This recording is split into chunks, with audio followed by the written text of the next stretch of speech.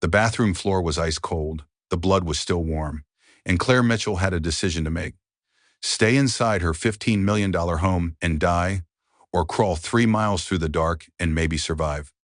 Her phone had no charge, her car keys had vanished, her purse was nowhere to be found, and her millionaire husband was gone without a trace. At 2 in the morning, 7 months pregnant and bleeding heavily, Claire understood something that chilled her to the bone. This was not an accident. This was a plan. What she had no way of knowing yet was that she was not the first. That the woman who came before her had died in a suspicious car crash. That her own insurance had been canceled just 1 week earlier. That every single thing she believed was keeping her safe had actually been a cage. And that 11 months from now, if everything went according to plan, she would be dead and he would be $20 million richer. But Claire Mitchell did not die that night. She crawled, she survived. And what she uncovered next would expose a predator who had spent years perfecting his method. This is the true story of a woman who lost everything and gained the one thing that mattered most. Her life? The bathroom floor was ice cold. The blood was still warm. Claire Mitchell woke to a stabbing pain at 2 in the morning. She reached down. Her hands came back red. The bedroom was dark except for a thin strip of moonlight slipping through the curtains. She tried to sit up. The pain folded her in half. "Grant," her voice came out, barely a whisper. "Grant, something is wrong." She reached across the king-size bed. Cold, empty sheets. He was not there. Claire fumbled for her phone on the nightstand. The screen stayed black, dead. She had asked him to charge it before bed. He had said he would. She always asked. He always said yes. The phone was always dead. The pain came again, sharper this time. She pressed her hand to her swollen belly. 7 months pregnant, the baby kicked weakly. Or maybe that was just her mind reaching for hope. She needed to get up. She needed to get help. Claire swung her legs over the side of the bed and stood. Her knees buckled. She grabbed the nightstand and knocked the lamp over. It crashed to the floor. The sound rang through the 20,000 square foot house. "Grant," louder this time. "I need help." Nothing. The house stayed silent. An expensive kind of silence. The kind that comes with marble floors and vaulted ceilings and too much empty space. Claire looked down. Blood was pooling on the hardwood. She had to move. Had to get to the hospital. The baby. God. The baby needed her to move. She dropped to her hands and knees. The floor was cold against her palms. She started crawling toward the bedroom door. Every movement sent pain shooting through her abdomen. Every movement left a trail of blood behind her. The hallway stretched ahead, 40 feet to the stairs. She called Grant's name again. The house swallowed her voice. Where was he? It was 2 in the morning. Where could he possibly be? She reached the top of the stairs. 17 steps down. She had counted them 1,000 times. 17 steps of imported Italian marble. Grant was proud of those stairs. Cost more than most people's cars, he used to say. Claire sat on the top step, turned around, and started going down backwards. Bump. Her body hit the second step. Bump. The third. Pain seared through her. Bump, bump, bump. She bit down on her lip to keep from screaming. She did not want to wake the neighbors. Then she remembered. There were no neighbors. The property was 3 acres. Nobody would hear her scream. 14. 15. 16. 17. The foyer floor was even colder. The blood looked almost black against the white marble. Claire rested for a moment and caught her breath. The baby kicked again, stronger this time. Fighting. This baby was fighting to live. She needed her phone. She needed her car keys. She needed her purse. Everything was in the kitchen. Always in the kitchen. Grant insisted on organization. Everything in its place. Claire crawled across the foyer, through the living room, past the furniture that cost more than her parents' house, past the artwork Grant had bought because his decorator said it held value, past the life she had built that now felt like a prison. The kitchen was dark. She reached up and flipped the light switch. Fluorescent brightness flooded the space. She blinked against it. The counter where she always left her keys was empty. Her purse, always set out on the breakfast bar, was gone. The hospital bag she had packed 3 weeks ago, the one she had left by the garage door. Not there. Claire's hands started shaking. This was not an accident. This was deliberate. She crawled to the garage door and pushed it open. 3 cars sat in the darkness. Grant's Mercedes, his Porsche, her Range Rover, all locked. She could see it from where she crouched, the little red lights on the door locks blinking, mocking her. The keys were nowhere to be found. She looked up at the garage door opener mounted on the wall, too high to reach standing, completely out of reach now. But there was a mop leaning against the wall. She grabbed it and used the handle to knock the opener down. It clattered to the concrete floor. Claire pressed the button. The garage door groaned and started to lift. Cold November air rushed in. She was wearing a nightgown, nothing else. But she did not have time to go back for clothes, did not have time for anything except getting help. The driveway was a quarter-mile long. Smooth asphalt. Grant had it repaved last year, cost $40,000. He had told her that, reminded her how lucky she was. Living in luxury, never wanting for anything. She wanted to live. She wanted her baby to live. Everything else was noise. Claire started crawling down the driveway. The asphalt was rough against her knees and palms. The nightgown soaked through with blood. The cold bit into her skin, but she kept moving. One hand, one knee, other hand, other knee. Again, again, again. A car's headlights swept over her. She waved, tried to shout. Her voice came out as a croak. The car slowed. She could see the driver's face. A woman, middle-aged, eyes going wide. The car sped up, drove away, gone. Claire's arms were trembling. She had made it maybe 200 feet. The hospital was 3 miles away. She would never make it. She was going to die here on her millionaire husband's perfect driveway. And he was nowhere. He had made sure of that. She kept crawling because stopping meant giving up. And she had already given up too much. 4 years of giving up. 4 years of making herself smaller. 4 years of believing this was love. Another set of lights. A woman walking a dog. The dog started barking, pulling at the leash. The woman ran toward her. "Oh my God! Oh my God!" The woman pulled out her phone. 911. I need an ambulance. There's a pregnant woman. She's bleeding. She's on Riverside Drive, the Mitchell estate. Please hurry. The woman took off her jacket and wrapped it around Claire's shoulders. She knelt beside her on the driveway. What happened? Where is your husband? Claire's voice came out as a whisper.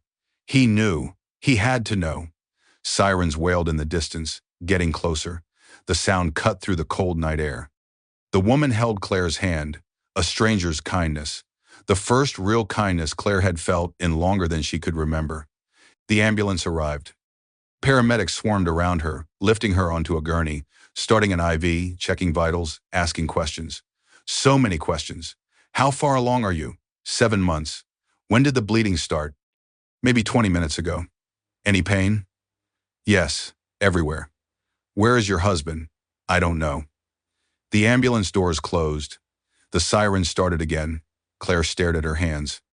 Blood on her palms mixed with dirt and asphalt. This was her life now. Blood and dirt and the slow realization that the man she married wanted her dead. The emergency room was too bright, too loud, too full of people who wanted to save her when she had spent 4 years dying slowly. Claire lay on a gurney.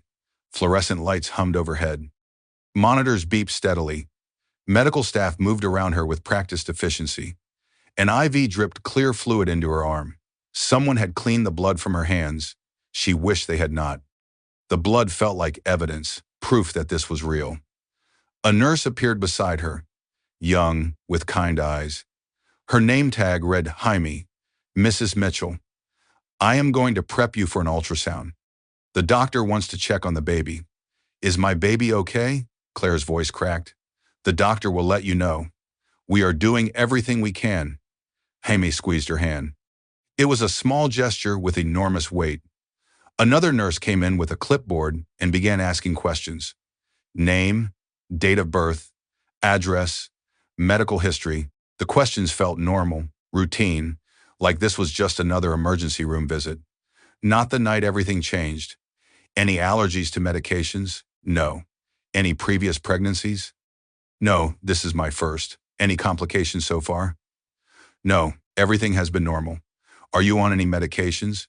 Prenatal vitamins. That is all. The nurse made notes, efficient and professional. We will need your insurance information. Claire's stomach dropped. My husband has the cards, Grant Mitchell. Can you call him? We tried the number you gave us. No answer. Of course not. No answer. Never any answer when she actually needed him. Let me try to reach him again, the nurse said. She left. She came back 5 minutes later with a different expression. Careful, guarded. Mrs. Mitchell, I spoke with our billing department. Your insurance is showing as inactive, canceled as of last week. The room seemed to tilt. That is impossible. I am looking at the system right now. Coverage terminated November 10th. That was Tuesday. We have excellent insurance through his company. Mitchell Development. There must be a mistake. Hammy touched her arm, gentle and sympathetic. I will let you talk with the billing coordinator, but right now let us focus on you and the baby. The doctor is coming. A woman in scrubs entered, older, confident. Her name tag read Dr. Ellen Hartwell, attending physician. She had the look of someone who had seen everything and had stopped being surprised years ago. Mrs. Mitchell, I am Dr. Hartwell. I am going to examine you and do an ultrasound. Can you tell me what happened tonight? Claire told her everything. Waking up bleeding, crawling through the house, down the driveway. The words sounded impossible, like a story that had happened to someone else. But her knees were still scraped. Her palms were still raw. This was real. Doctor. Hartwell's face stayed neutral, professional.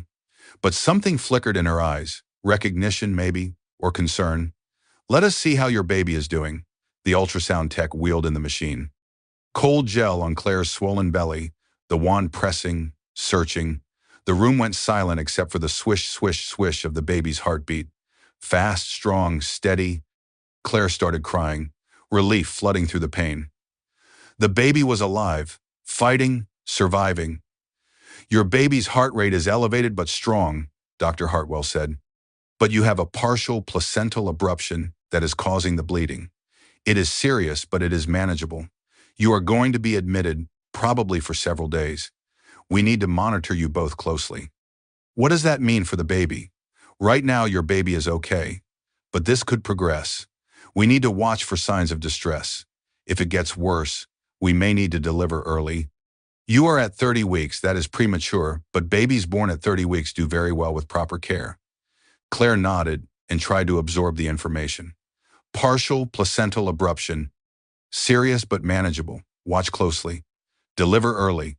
The words felt clinical, detached, like they were about someone else's pregnancy. Is there anything I should have done differently? The question came out small and ashamed. Doctor. Hartwell's expression softened. This is not your fault. Sometimes these things just happen. Stress can be a factor. Trauma. But you did not cause this. A billing coordinator appeared. A middle-aged woman with tired eyes and a sympathetic smile. Mrs. Mitchell, I am sorry to bring this up at a moment like this, but we need to discuss payment arrangements since your insurance is showing as inactive. Claire found herself apologizing. Apologizing for bleeding, for not having her wallet, for being a burden. I am so sorry. I do not know what happened with the insurance. My husband handles all of that. If you can just reach him. We have been trying. No answer. The automatic sorry, sorry, sorry. She had been doing it for years, making herself smaller, taking up less space, being less trouble. She stopped mid-sentence and heard herself. The trained response, the conditioned reflex. Dr. Hartwell interrupted. We treat first. We sort out billing later. That is how medicine works. The billing coordinator nodded and left, but Claire caught the look, the concerned look, the look that said this woman had seen this before. Pregnant women alone in the emergency room, husbands who could not be reached, insurance that had mysteriously disappeared. Mrs. Mitchell, Dr. Hartwell said, I need to ask you something, and I need you to be honest with me. Do you feel safe at home? Before Claire could answer, the curtain was pulled back. Grant walked in. Designer suit, not a wrinkle, hair perfect, concerned expression.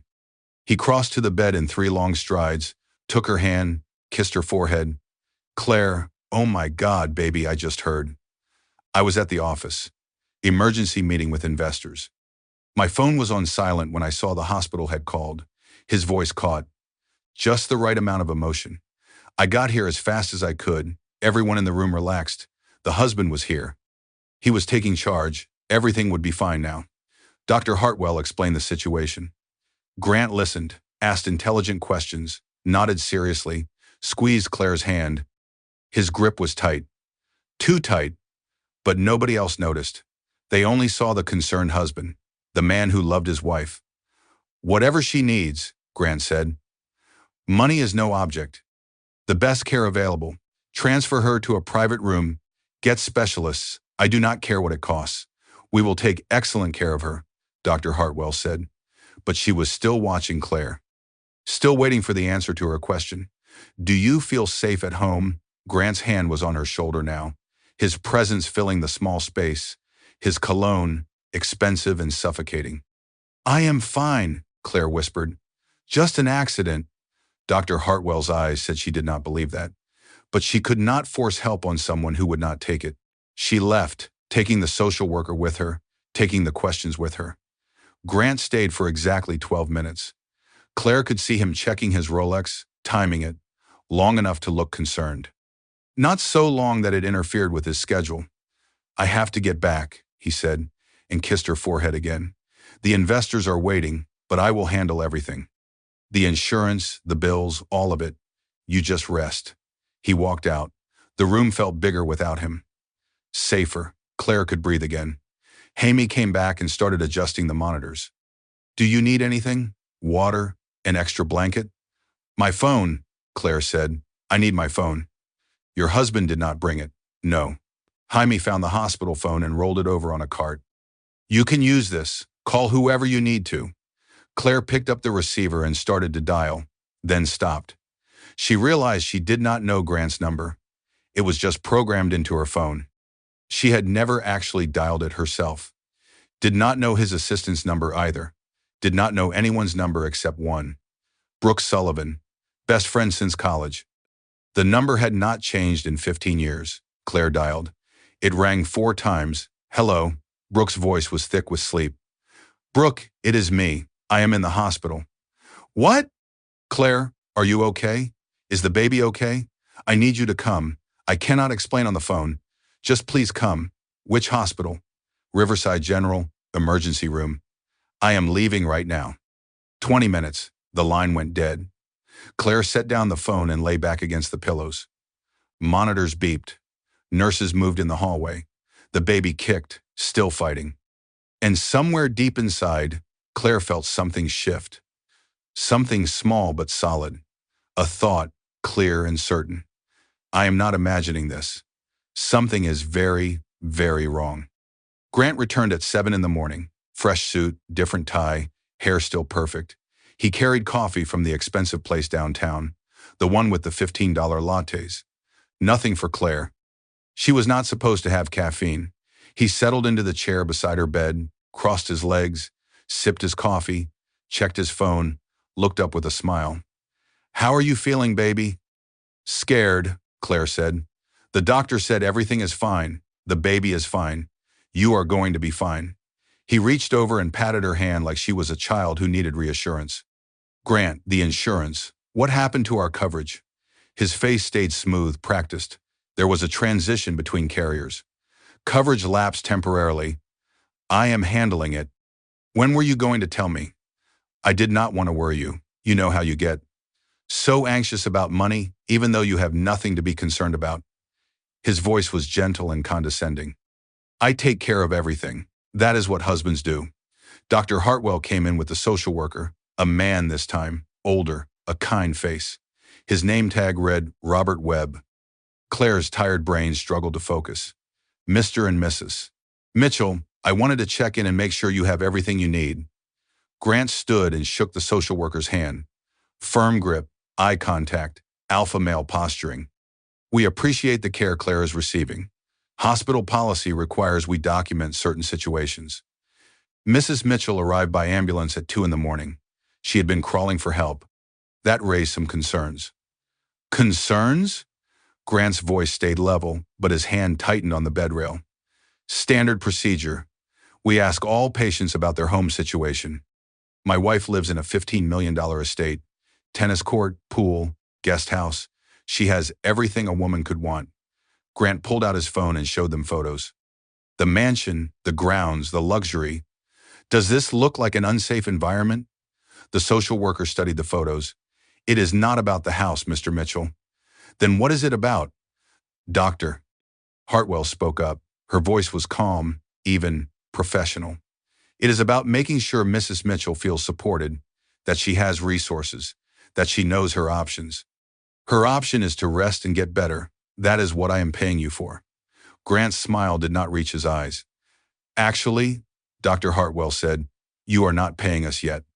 The insurance situation is still unresolved. I already told you. I will handle it, of course. But hospital policy requires cash payment or approved insurance before we can move Mrs. Mitchell to a private room. Grant pulled out his wallet and placed a credit card on the table. Platinum American Express. No limit. Will this handle it? Doctor. Hartwell picked up the card and handed it to the social worker. Mr. Webb can help you with billing. She turned back to Claire and held her gaze. Mrs. Mitchell, my earlier question. Do you feel safe? Claire opened her mouth. Grant's hand was on her shoulder again. That weight, that warning. Everyone was watching, waiting. The social worker, Dr. Hartwell, Grant, all looking at her like she was a problem that needed solving. What could she say? That she crawled 3 miles bleeding because her car keys disappeared? That her husband was at the office at 2 a.m? That her phone was always dead when she needed it? That 4 years had passed and she had slowly lost every piece of herself? They would think she was confused, paranoid, hormonal. Grant would explain it all. So patient, so understanding. His wife was emotional. The pregnancy, the stress. She imagined things. She had heard him say it before. To his mother, to his business partners, to their couples therapist. Claire gets anxious, makes up scenarios in her head. I love her, but she can be difficult. And she had believed him, had started doubting her own reality. Maybe she was overreacting. Maybe this was normal. Maybe all marriages felt like slow suffocation.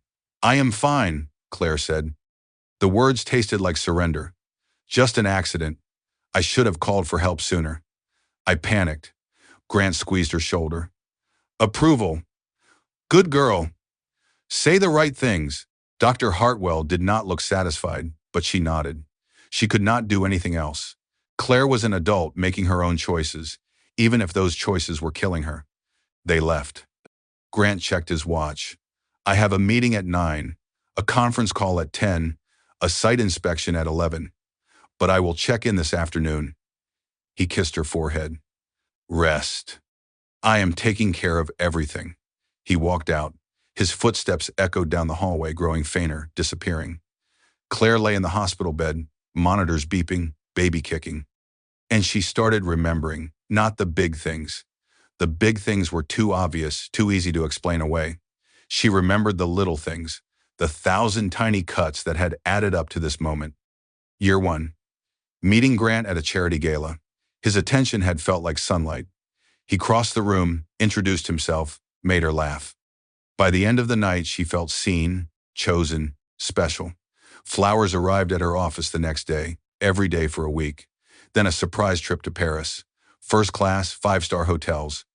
You deserve this, he had said. You deserve everything. 3 months later, you are too good for that marketing job. All those hours for mediocre pay. Let me take care of you. She had hesitated. Her career mattered, but he was so certain, so confident, and being taken care of sounded so good after years of struggle. She quit, felt cherished. Now she saw it differently. The first cut, financial dependence. Year 2. Her credit cards declined at lunch with Brooke. Humiliating. Grant explained it later. He had consolidated everything under his accounts, more efficient for taxes. His accountant insisted. You do not need to worry about money anymore. That is my job. She had believed him. Let him handle everything. Signed the papers he put in front of her. Trusted him. The second cut. Financial isolation. Year 3. Brooke stopped calling as much. Claire thought they had just grown apart. Different lives now. Brooke was still working, still single, still figuring things out. Claire was married to a millionaire, living in luxury. What did they have in common anymore? But now she remembered. Brooke had called, had suggested dinner, girls' nights, coffee dates, and Grant always had plans. It is just us tonight, baby. I want you all to myself. She had felt chosen, wanted. Now she saw it.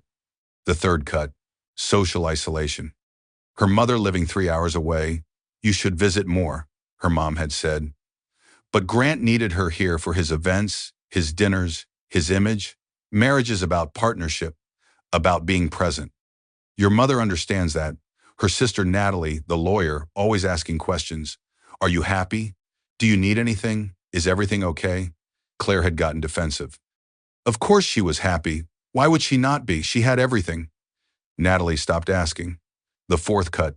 Family isolation. Year 4. Pregnant, joyful. They had been trying for 6 months. When the test came back positive, Grant had cried. Real tears. A family. We are going to be a family. Then came the prenup. Just a formality protecting family assets. Standard procedure. She did not remember signing a prenup before the wedding. Grant explained this was different. An amendment for the baby's benefit, estate planning, tax purposes. His lawyers insisted. Her lawyer had questions. Grant fired the lawyer. You need my attorney to explain it properly. This is complex estate law. Your attorney does not understand high net worth situations. She had signed 8 months pregnant, exhausted, trusting. The fifth cut, legal helplessness. Claire lay in the hospital bed, seeing it all clearly for the first time. Each decision had made sense at the time. Each cut had felt like love, like protection, like care. But cutting repeated becomes carving. And carving repeated becomes erasing. She had been erased, slowly, methodically, completely. The baby kicked, strong, insistent. This baby was real and solid. The one thing that could not be erased. A knock at the door. Not a nurse, a woman. Late 20s, professional clothes, nervous expression. Mrs. Mitchell, I am Jennifer Price. I work for your husband. Can I come in? Jennifer Price sat in the hospital chair, wringing her hands, not making eye contact. I should not be here. I could lose my job. But I could not stay silent any longer. Claire pushed herself up in the bed. Pain shot through her abdomen. She ignored it. What are you talking about? I am Grant's executive assistant. I handle his calendar, his emails, his accounts, everything. Jennifer took a breath, held it, released it. I canceled your insurance last Tuesday because he told me to. The room seemed to shrink. What? He said it was a paperwork transition, temporary, a new carrier coming online. I did not question it. I just processed the cancellation like he asked. Jennifer's voice shook. But then yesterday, Marcus Webb, the business partner, he asked me if I had processed the new insurance documents. There were no new documents, just the cancellation. Claire's hands gripped the sheets. Why would he do that? Jennifer pulled out her phone, glanced at the door, looked back at Claire. This came through 2 months ago. It syncs to the shared calendar sometimes. I am not supposed to see his personal emails, but I saw this one. She turned the screen toward Claire. An email from Morrison and Pierce, a law firm. Subject line read, Prenuptial Agreement Analysis, Termination Clauses. Claire read carefully. The legal language was dense but unmistakable, painfully clear. The prenup had specific terms. If they divorced before the 5-year anniversary, Claire received $50,000. That was it. No alimony, no property division, $50,000 for 4 years of marriage. But there was another clause. If Claire died before the 5th anniversary, Grant kept everything. All property, all assets, all accounts, plus the life insurance policy. $2 million, tax-free. Their 5th anniversary was 11 months away. I did not understand at first, Jennifer said. Why cancel insurance for a pregnant woman? It seemed cruel, but maybe just careless. Rich men can be careless. Then I remembered the prenup and Allison, and I remembered other things. What things? Comments he had made about you, about the pregnancy, about timing. Jennifer's hands were shaking. Last month he said something to Marcus. They were drinking scotch after a deal closed, Grant said. The timing is wrong. This baby was not supposed to happen yet. Another year would have been better. Better for what? I did not know then. Now I do. Another year. That is after the 5th anniversary, after the prenup terms change. If you died after the 5th anniversary, there would be investigations, questions, but before, when you are still technically a newlywed, tragic accident, young wife, sympathetic. Claire felt cold. The hospital room was warm, but she was freezing from the inside out. He planned this. He actually planned to kill me. I think so. I am so sorry. I did not see it until yesterday. I have been awake all night thinking, remembering, putting pieces together. Jennifer stood and paced. There is more. The night you came to the hospital, Grant was at the office.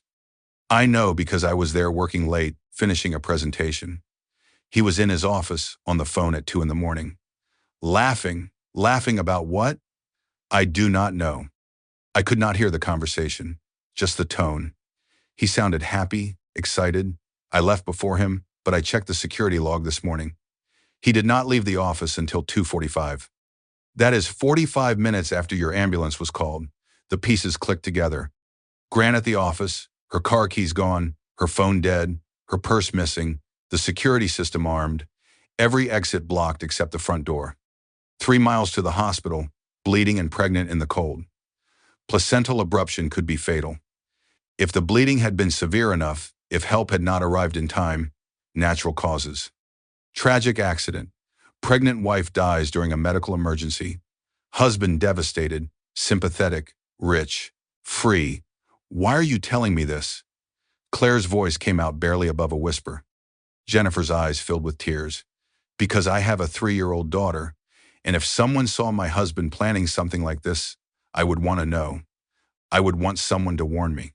She pulled a flash drive from her purse and set it on the bedside table. I backed up everything. Emails, calendar entries, the insurance cancellation, security logs, everything. If you need it, for whatever you need it for. He will probably know you were here, but I cannot sleep knowing I was part of this, even accidentally. Jennifer wrote down a phone number on a napkin. This is my personal cell, not the work number. If you need anything, if you need help, call me. She left, moving quickly, scared but certain. Claire sat alone in the hospital bed, holding the flash drive, the evidence, the proof. She should have felt terrified. She should have been falling apart. Instead, she felt something she had not felt in years. Clarity. The fog was lifting. She could see the pattern, see the plan, see the trap. And she knew with absolute certainty he would try again. This had failed. She had survived. But 11 months was a long time. He would find another way. Another accident, another tragedy. He would keep trying until she was dead, unless she got out first. But getting out meant more than leaving. It meant fighting. It meant resources. It meant evidence. It meant help. Her phone. She needed her actual phone with her contacts, her photos, her messages. Everything was on that phone. And it was at home, the home she could not go back to. The home with his cameras, his security system, his control. But there was one person who had a key. Someone Grant had not completely driven away. Someone who had been asking uncomfortable questions for 3 years. Her sister Natalie, Claire, picked up the hospital phone and dialed the number she had memorized in childhood. It rang twice. Hello, Natalie. I need help. Do not say my name. Do not mention this call to anyone. Can you come to Riverside General? A pause. Then Natalie's lawyer brain clicked into gear. Emergency or tactical? Both. I am on the next flight. 4 hours. The line went dead. Claire set down the phone.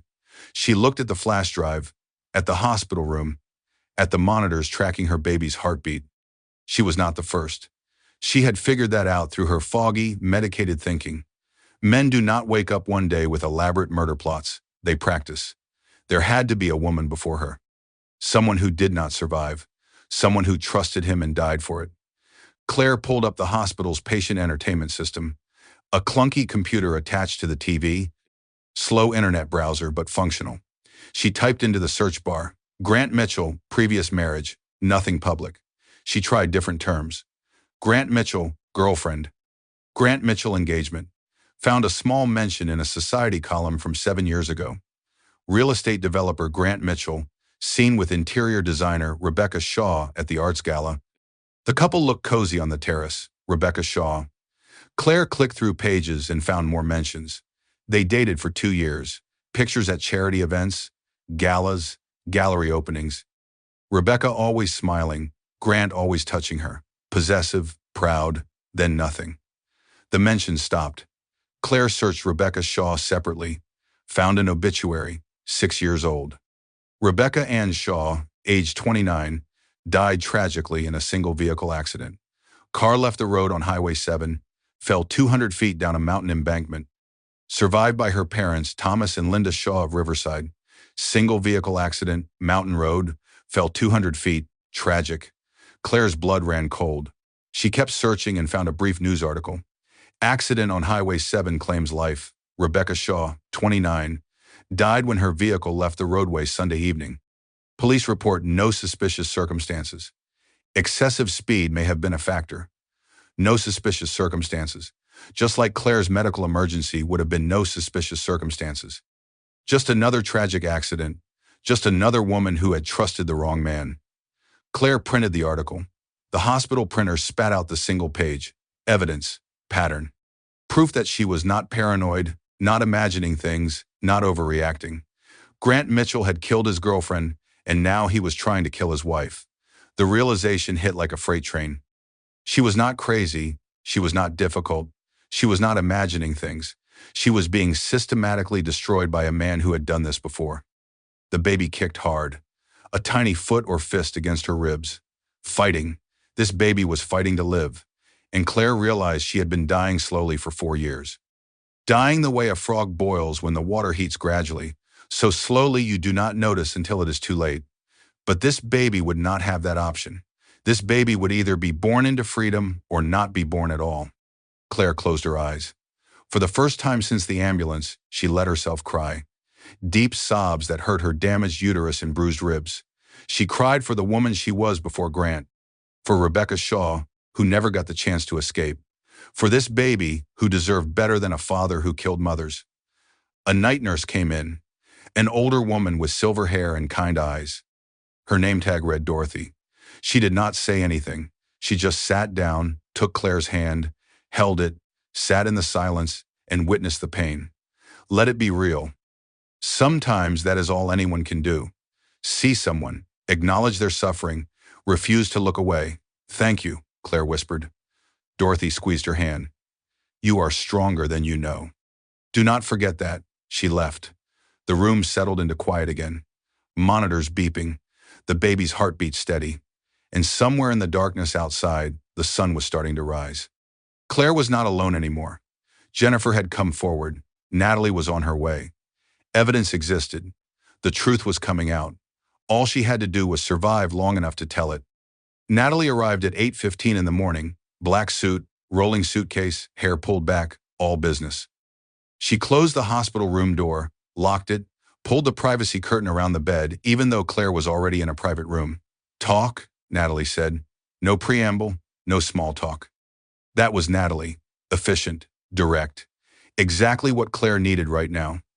Claire told her everything. The crawling, the insurance, Jennifer's visit, the flash drive, Rebecca Shaw. All of it. Natalie's face stayed professional, but her hands clenched, white knuckles, controlled fury. That son of a... She pulled a legal pad from her briefcase and started making notes. Fast, precise. Okay, here is what we are doing. First, I am moving you to a different room on a different floor. Private security outside the door. He will know something is wrong. He already knows. Jennifer was fired 2 hours ago. He called her at 6 this morning, screaming, threatening. She recorded it. Natalie's smile was sharp, predatory. She has already agreed to testify and she has filed a wrongful termination suit. His lawyers are scrambling. Claire's heart sank. She lost her job because of me. No, she lost her job because she chose decency over complicity. And she is going to be fine.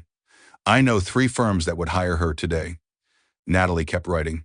Second, forensic accountant. Men like Grant always have more hidden.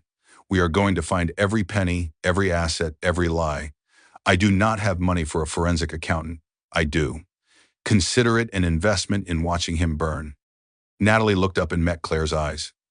Third, we are contacting Rebecca Shaw's parents and getting them to reopen the investigation into their daughter's death. What if they do not believe me? They will, because they already suspected. Parents always know, they just did not have proof before. Natalie pulled out more papers. Fourth, emergency restraining order. I filed the paperwork this morning. Hearing is in 48 hours. Until then, he is not allowed within 500 feet of you. Can you do that? We are still married. Domestic violence statutes do not care about marriage status. He took your car keys, your phone, your purse. He created a medical emergency and blocked your ability to get help. That is attempted murder. The restraining order is the least of his problems. A knock at the door. Natalie opened it. A woman entered, 50s, calm presence. Her name tag read Teresa Morrison. She worked with survivors of domestic violence. Mrs. Mitchell, I am Teresa Morrison. Your sister asked me to come talk with you. I am not a victim of domestic violence, Claire said. He never hit me. Teresa sat down. Her voice was gentle but firm. Domestic violence is not only physical, it is financial, emotional, psychological. It is taking away your ability to make choices, to have resources, to leave. I should have seen it sooner. No. Teresa's voice sharpened. Stop that. Listen to me. I have worked with hundreds of women in situations like yours. They all say the same thing. I should have known. I should have seen it.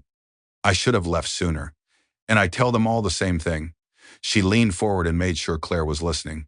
Predators do not choose weak women. They choose strong women and spend years breaking them down. The fact that you survived this long, that you are sitting here fighting, that means you are stronger than he ever calculated. The words landed differently than expected. Claire had spent 4 years thinking she was weak, stupid, blind. But Teresa was right. Grant did not marry a weak woman. He married a successful marketing director with her own career, her own money, her own life. And he had spent 4 years systematically destroying all of it. What do I do now? Claire's voice shook. Right now you stay here. You heal. You let your sister handle the legal parts. You let me help you understand what happened and why. And you start planning your exit strategy. I do not have anywhere to go. You have options. They might not feel like good options right now, but options matter. Teresa pulled out a folder. Shelters, safe houses, transitional housing, financial assistance programs, legal aid, support groups. You are not alone in this. Claire started organizing the items on her bedside table while Teresa talked, moving the water pitcher, lining up the chapstick and lotion, the box of tissues, control over small things. Teresa noticed but did not stop her, just kept talking. The hospital social worker wants to meet with you. Dr. Hartwell wants to do a full examination, document everything for legal purposes. He will say I am making it up, that I am being dramatic, hormonal. Let him. We have evidence. Jennifer's testimony, security footage from your house showing him taking your things, the insurance cancellation, the timing, Rebecca Shaw's case. Let him try to explain all of that. Natalie's phone pinged. She checked it, smiled. Not a nice smile, a warrior's smile. Grant just called his lawyer. Emergency meeting. They know we are coming. Good, Teresa said. Let them panic. Claire looked between them. These two women she barely knew, fighting for her, believing her, building a safety net strong enough to catch someone falling. Why are you doing this? The question came out small. Natalie's expression softened. Just a fraction. Because you are my sister. Because I should have pushed harder 3 years ago when I first suspected. Because I am not letting him win, Teresa added. Because you deserve better. Because your daughter deserves better. Because every woman I help now is one less funeral I have to attend later. A text message came through on Claire's new phone, the one Natalie had brought. Unknown number, just 2 words. Turn on channel 7.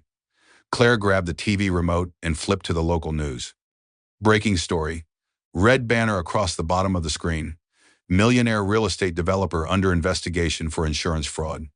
Grant Mitchell, CEO of Mitchell Development, is being investigated following allegations that he canceled his pregnant wife's health insurance days before she suffered a medical emergency. Sources say this may be part of a larger pattern. More details at 11, Natalie grinned. Funny how these things leak. You did this. I may have anonymously forwarded some information to a reporter friend. And that reporter may have contacted the State Insurance Commission, and the commission may have started asking questions. Natalie shrugged. Journalism is so important. Claire watched her perfect husband's perfect image crumble on live television. His company, his reputation, his carefully constructed facade, all of it falling apart. She should have felt guilty, should have felt bad. 4 years of conditioning said she should protect him, make excuses, stand by her man. Instead, she felt something else. Something small, but growing. Something that felt like hope. "What happens next?" Claire asked. Natalie closed her briefcase. "Next, we fight, we document. We build a case so solid he cannot wiggle out of it. And then we make sure he never hurts anyone again," Teresa added. "And you focus on you, on healing, on that baby, on remembering who you were before him, because she is still in there, just buried. We are going to dig her out." A nurse came in and started checking vitals. "Mrs. Mitchell, we are moving you to a different room. 4th floor, maternity ward, more secure, and there is a security guard outside your door. Hospital administration authorized it given the circumstances." "Thank you." The nurse helped her into a wheelchair. Natalie grabbed the suitcase. Teresa walked alongside. They moved through the hospital like a small, determined army, protecting, supporting, fighting. Claire's new room was smaller, but it had a window. Morning sunlight streamed through. She could see trees, sky, the world outside the hospital walls. She was not trapped anymore. Not alone. Not helpless. Grant had made one critical mistake. He had assumed she would die alone, isolated, with no one to ask questions.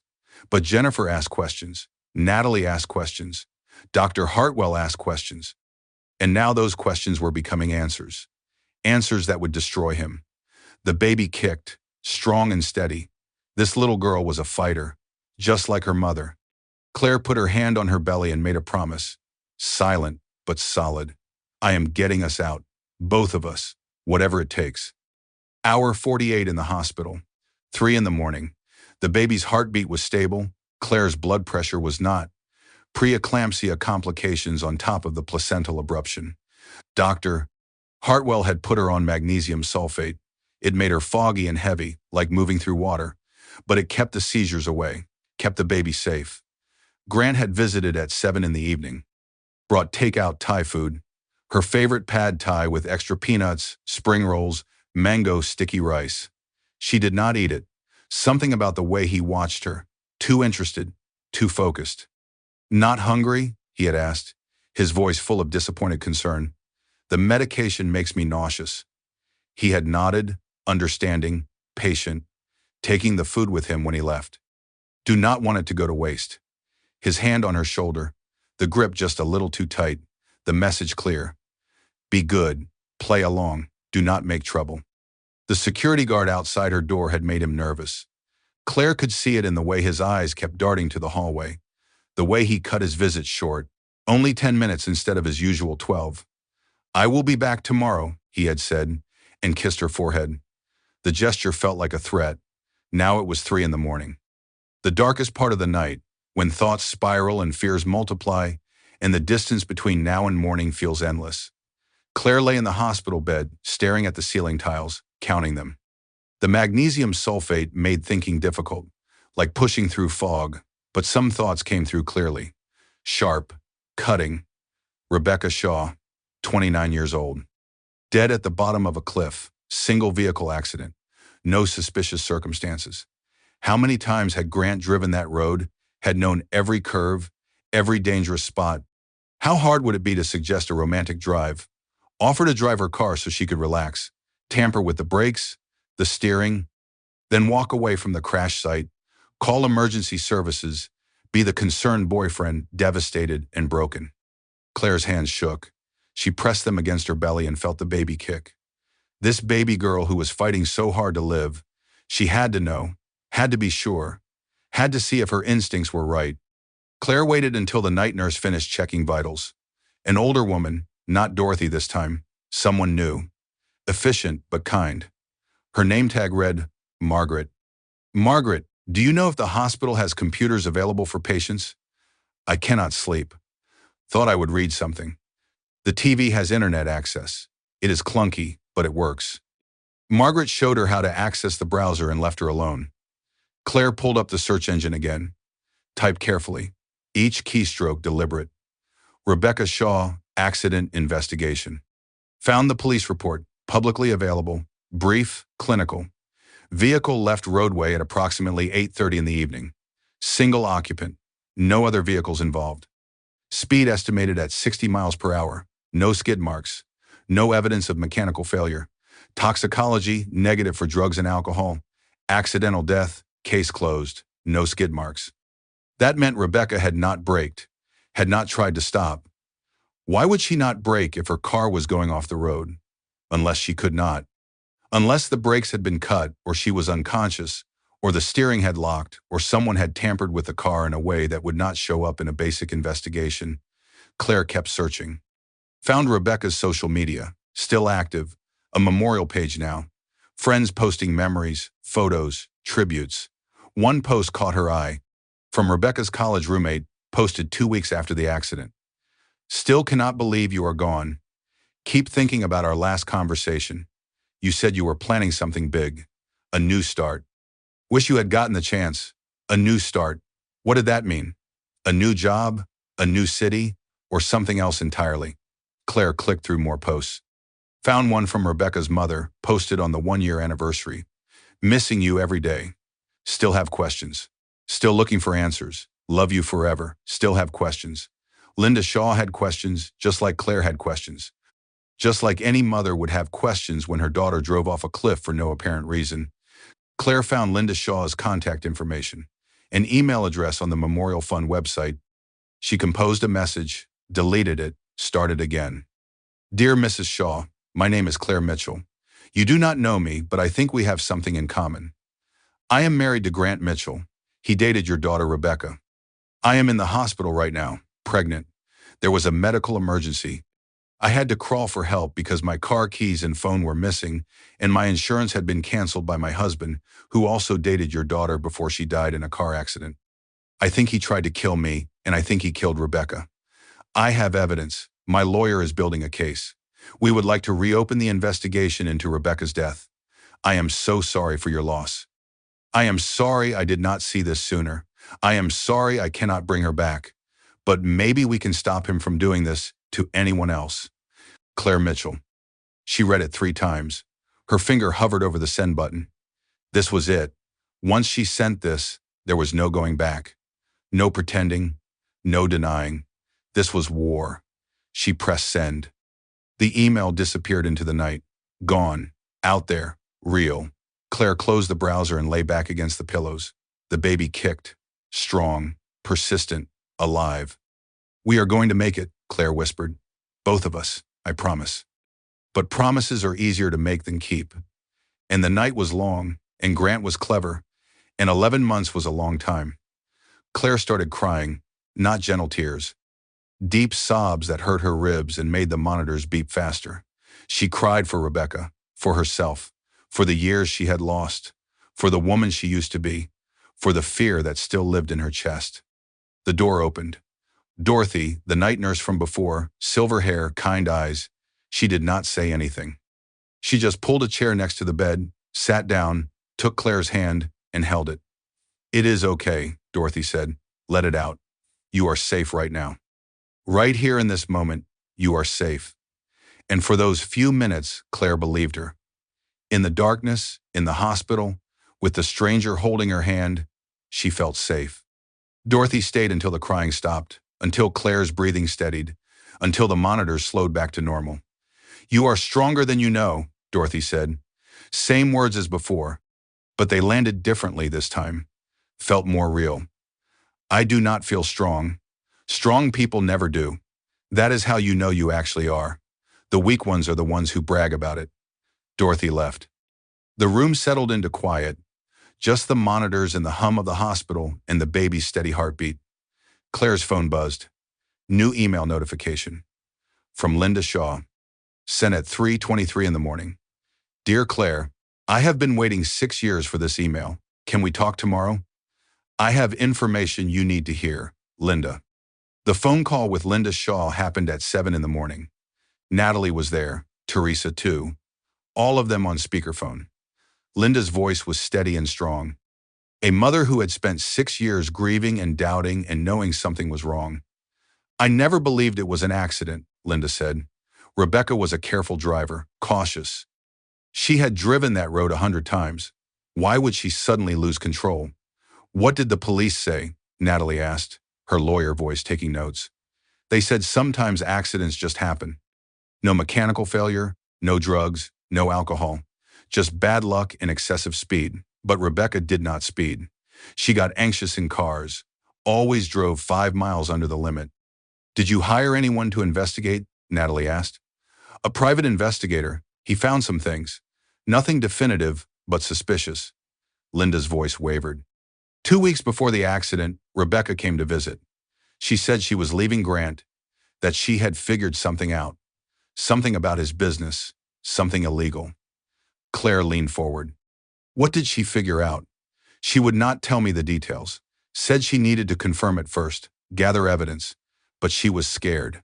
More scared than I had ever seen her. She said that if anything happened to her, if there was an accident, it was not an accident. The words hung in the air, heavy, final. Did you tell the police? Natalie asked. Yes. They said grief makes people paranoid. That Rebecca probably just had pre-trip anxiety, that sometimes people have premonitions.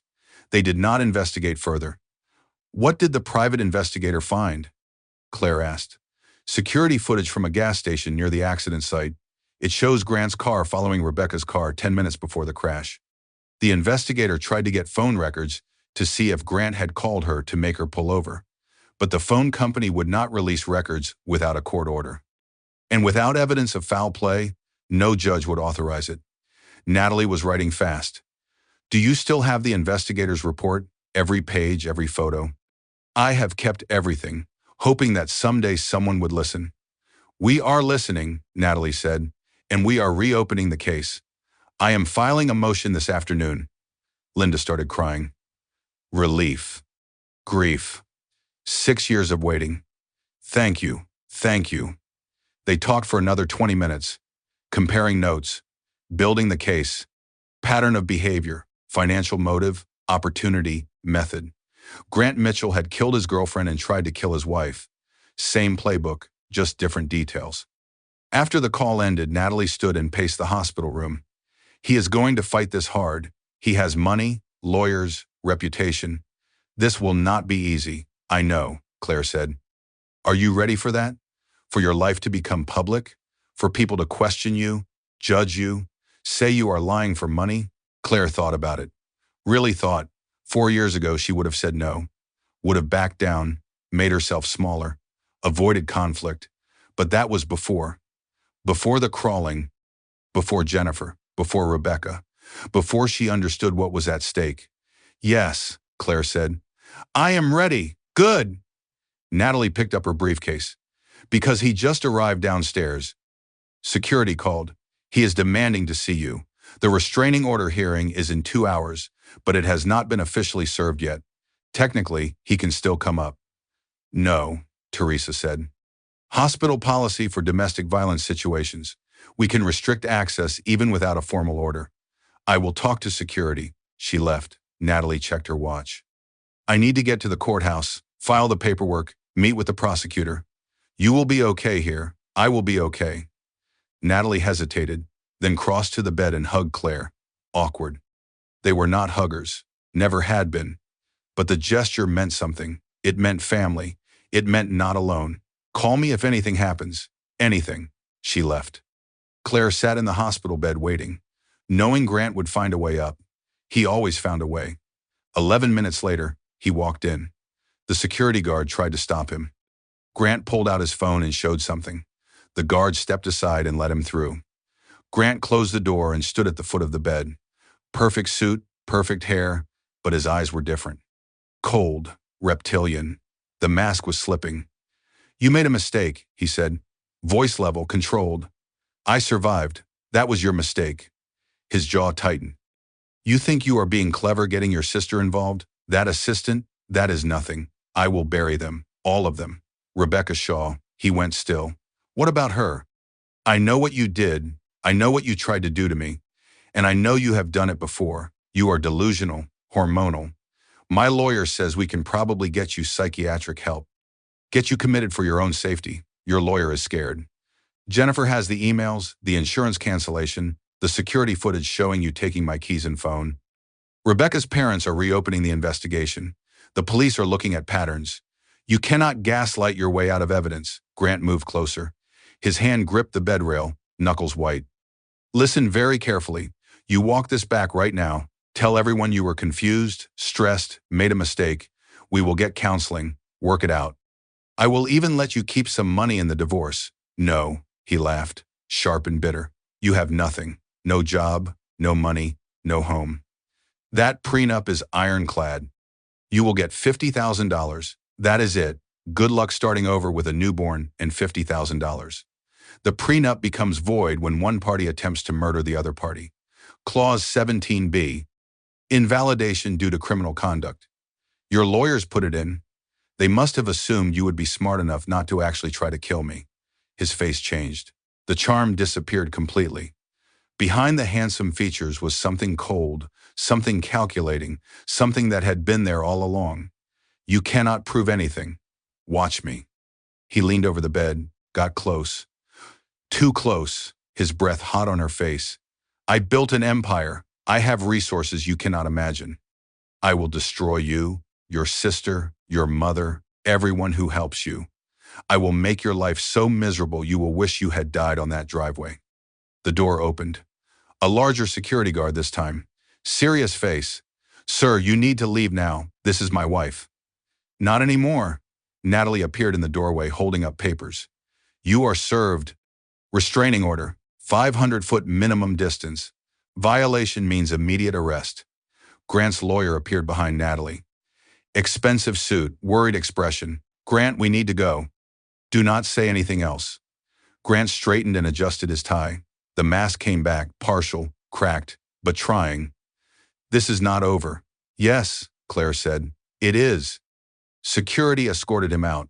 His voice echoed down the hallway, arguing, threatening, demanding. The sounds grew fainter and disappeared. Claire's hands were shaking. Adrenaline. Fear. Relief. All of it at once. Natalie came back in. You okay? I told him no. I actually told him no. I heard. You were amazing. Natalie grinned. Did you see his face when you mentioned the prenup clause? I thought he might pass out. What happens now? Now a criminal investigation officially opens. Rebecca's case gets reopened. A forensic accountant starts digging through his finances. And you focus on getting better, on that baby, on healing.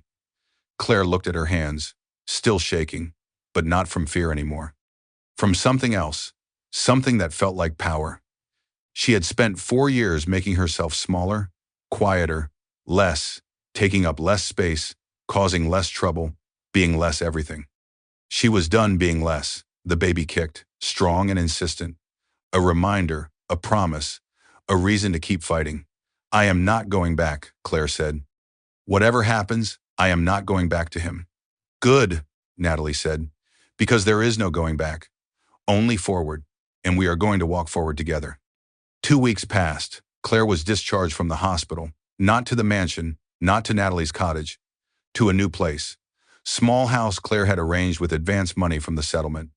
3 bedrooms, yellow kitchen, a garden waiting for spring, a neighborhood full of families. Normal, safe, hers. The forensic accountant found everything. Milton Harper, 60 years old, a specialist in high net worth divorces. He had spent 2 weeks digging through Grant's finances and found a gold mine. Offshore accounts in the Cayman Islands. Shell companies in Delaware. Real estate holdings under false names. Grant's real net worth was not millions. It was tens of millions. Hidden, protected, illegal. He has been committing tax fraud for at least a decade, Milton said, sitting at Natalie's dining table, surrounded by printouts and spreadsheets. Maybe longer. The IRS is going to have a field day. How much are we talking about? Natalie asked. Conservative estimate, 40 million, maybe more. Still tracing some accounts. Claire felt dizzy. $40 million while she had lived on an allowance, asked permission to buy groceries, apologized for spending $50 on maternity clothes. The prenup specified his assets at the time of marriage. Natalie said he claimed $3 million. If he actually had $40 million, that is fraud. The whole prenup is void, Milton nodded, plus community property laws. Half of everything earned during the marriage belongs to her, even hidden assets. So I get half of $40 million. Claire's voice came out small, disbelieving. Probably more, because the fraud and attempted murder and criminal charges mean punitive damages. Civil suit on top of the criminal case. You could walk away with $30 million, maybe more. $30 million. Claire had spent 4 years thinking she had nothing, was nothing, would be nothing without Grant. She was a millionaire, had been the whole time. She just had not known it. What about Rebecca? Claire asked, her parents. Good news there too, Natalie said. Police reopened the investigation. Found the gas station footage Linda mentioned. Traced Grant's phone records. He called Rebecca 15 times the day she died. The last call was 7 minutes before the crash. They are testing her car for tampering. Brake lines, steering, computer systems. Will they find anything after 6 years? Maybe, maybe not. But the pattern is enough. 2 women, both involved with Grant, both dead or nearly dead before prenup terms would have changed. Both with insurance policies or inheritance issues. Prosecutors love patterns. The criminal investigation had moved fast. Insurance fraud was federal. Attempted murder was state. Add in the tax evasion and suddenly Grant Mitchell was facing decades in prison. His company was imploding. Investors pulling out. Business partners distancing themselves. Marcus Webb had testified, said Grant was unstable, obsessed with control, made disturbing comments about women, about Claire, specifically. Jennifer Price had testified too, brought every email, every document, every piece of evidence. Her wrongful termination lawsuit had settled for $200,000. She had found a better job within a week. You saved my life, Claire had told her during a phone call. You saved mine, Jennifer had responded. I was becoming complicit. You reminded me that I had a choice. The trial was set for 3 months away, but Grant's lawyer was already negotiating a plea. 20 years minimum, maybe 25. No possibility of parole. His mother had finally called. Rachel Mitchell, 66 years old, crying. I knew something was wrong. I told myself I was imagining things. I am so sorry. Claire had not forgiven her. Did not need to. Just moved forward. Rebecca's parents had visited last week. Brought flowers, photos of Rebecca. Thank you for not giving up, Linda Shaw said. For being brave enough for both of you. They had cried together. 2 families connected by the same monster, finding comfort in shared truth. You should start thinking about what you want, Natalie said. After this is over, after the divorce is final, what does your life look like? Claire had been thinking about it every night in the cottage. Every morning watching the sunrise. Every time the baby kicked. A foundation, Claire said, for women escaping financial abuse, Rebecca's fund, to help them get resources. Legal help, financial planning, therapy, housing, everything I needed and almost did not get. That is perfect, Natalie said. We can set it up as a nonprofit, use some of the settlement money, make a real difference. Claire put her hand on her belly. 8 months pregnant now, 1 month to go. The baby was strong, healthy, growing, fighting. I want to tell my daughter the truth, Claire said. When she is old enough, not to scare her, but to teach her what love is not, what strength is, how to recognize danger before it is too late. You are going to be an amazing mother, Teresa said. She had been coming over twice a week. Therapy sessions, processing trauma, building coping skills. I hope so, you already are. You crawled 3 miles to save her. That is as amazing as it gets. Claire looked around Natalie's dining room at the people who had saved her. Natalie, Milton, Teresa, and others. Dr. Hartwell, who had asked the right questions. Jennifer, who had brought evidence. Linda Shaw, who had never stopped looking for truth. Brooke, who had shown up and never left. Women building nets for other women. Catching each other when someone falls. Refusing to let anyone die alone. Thank you, Claire said, all of you, for believing me, for fighting for me. We are not done fighting, Natalie said. Trial is not over. Settlement is not signed. He could still cause problems. Let him try, Claire said. I am not afraid anymore. And she meant it. The fear had lifted slowly, gradually, replaced by something stronger, something solid, certainty, purpose. Rage transformed into action. Grant had tried to erase her. Instead, he had revealed her, the woman she was underneath, the woman who survived, who fought, who refused to die quietly. That woman was strong and fierce and unbreakable. That woman was going to change the world. The contractions started at 2 in the morning. Of course they did. 2 a.m. seemed to be Claire's designated hour for life-changing moments. Exactly 3 months since she had crawled down that driveway, bleeding and terrified. Now she was about to meet the baby who had fought so hard to survive. Natalie, Claire's voice cut through the darkness of the cottage. Natalie, it is time! Her sister appeared in the doorway within seconds. Hair messy, eyes alert, already grabbing the hospital bag they had packed 3 weeks ago. How far apart? 5 minutes. They are real. I can tell. Okay. Natalie was moving fast. Efficient. Lawyer brain kicking into crisis mode. I am calling Dr. Brooks, getting the car. Can you walk? I can walk. I crawled 3 miles. I can walk to a car. Natalie paused and looked at her and smiled. Yeah, you can. The drive to Riverside General took 18 minutes. Natalie ran 2 red lights. Claire did not care. The contractions were coming faster. 4 minutes apart, then 3. The baby was done waiting. After surviving everything, this little fighter wanted out. They arrived at the maternity ward at 12:45. Doctor Samuel Brooks was already there, 63 years old. Claire's obstetrician since she had gotten pregnant. He had visited her during the hospital stay after the abruption, had testified about Grant's refusal to attend prenatal appointments, had documented every sign of abuse he had missed. I should have seen it sooner, he had told Claire during one visit. I failed you. You did not fail me, she had said. He fooled everyone. That is what predators do. Now Dr. Brooks examined her. Professional, gentle.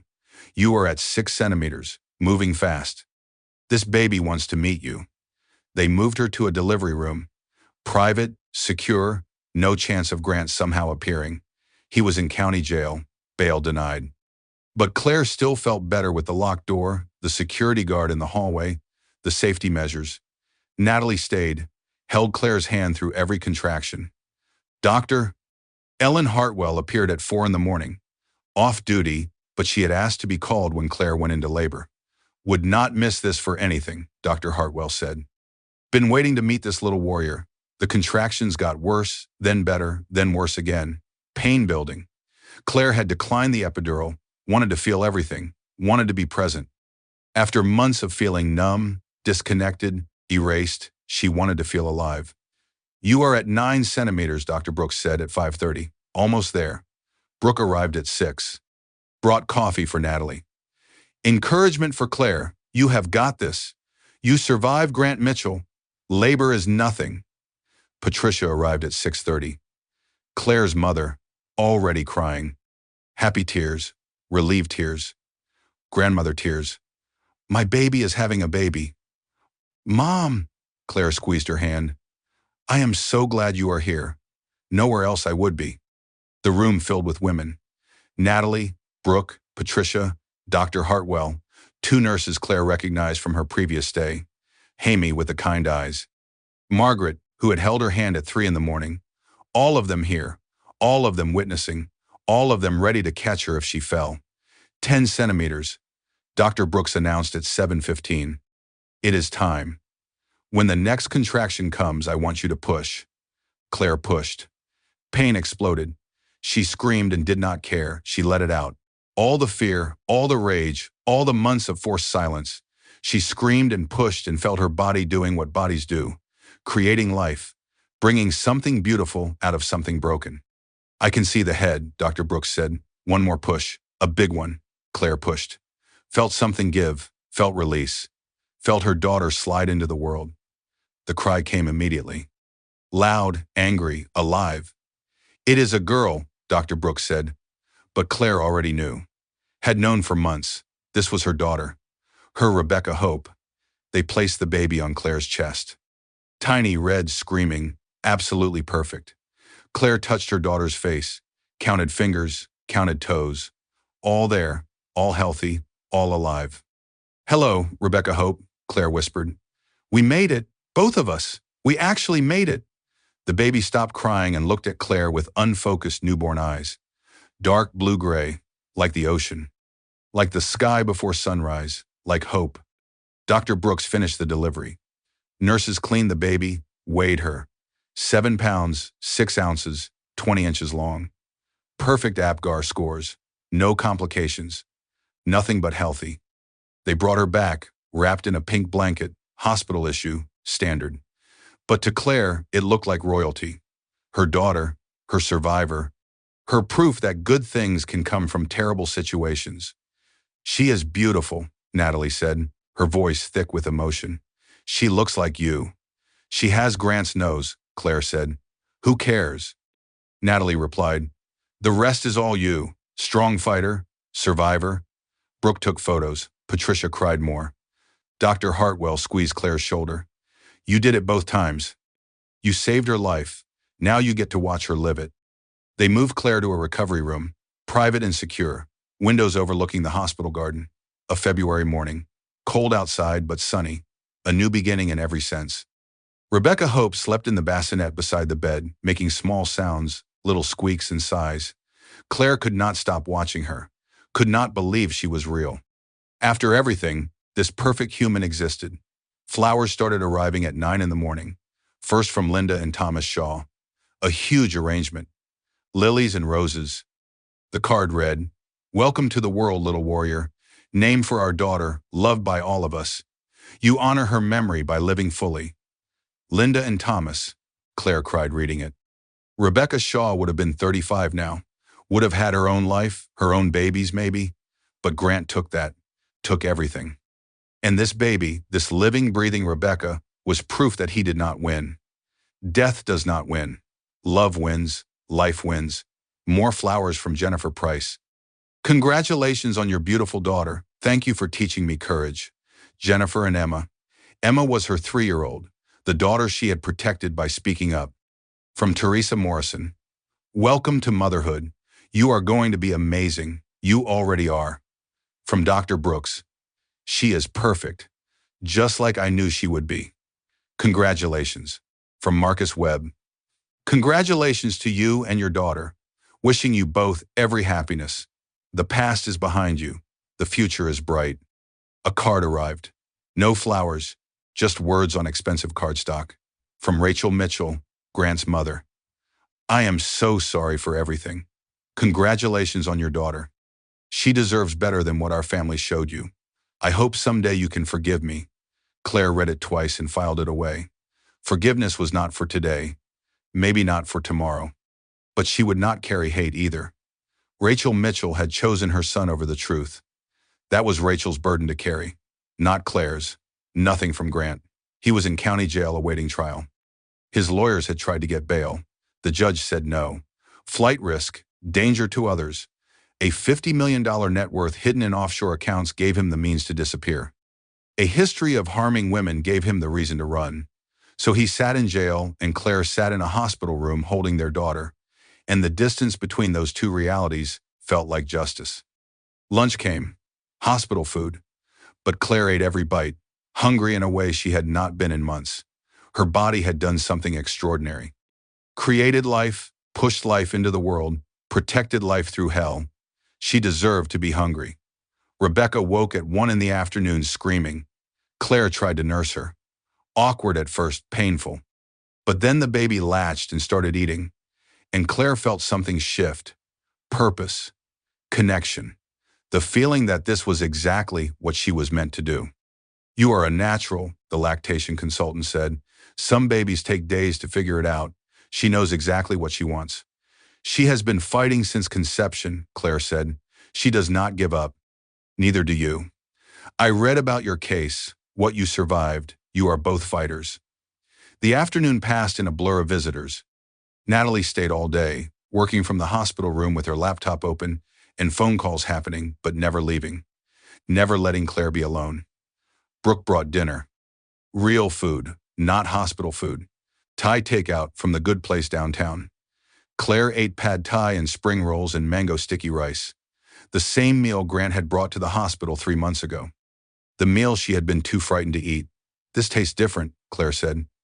Same restaurant, Brooke said. I know, but it tastes different. Better. Like I can actually taste it now. That is what freedom tastes like.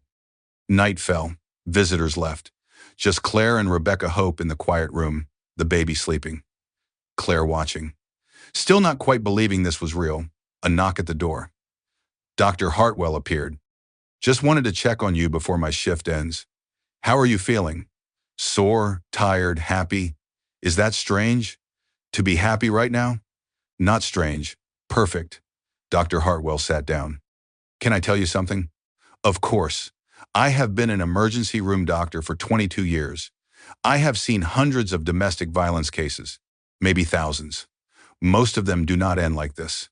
Most of them end with women going back, or staying silent, or dying before they can get help. She looked at Claire. You did not just survive. You fought. You built something.